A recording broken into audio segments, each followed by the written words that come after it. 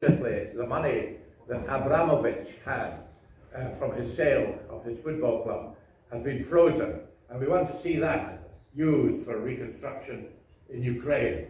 But unfortunately, we have some people in the United Kingdom who are still subservient to some of the Russian regime, where we end up with a lord, a member of the House of Lords called Lebedev. It's a very strange situation that we're in, and we have to fight against the... But of course, in this year will be flagship events. Yeah, and here you see this event. Why this slide is here? Of course, we invite all of you on this flagship events.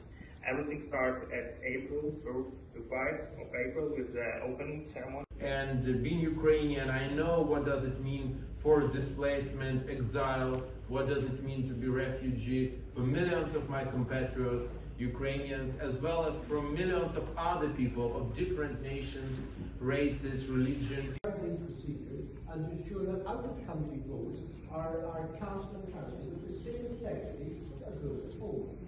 In addition, давала нам, не перешкоджала нам повернення цих дітей.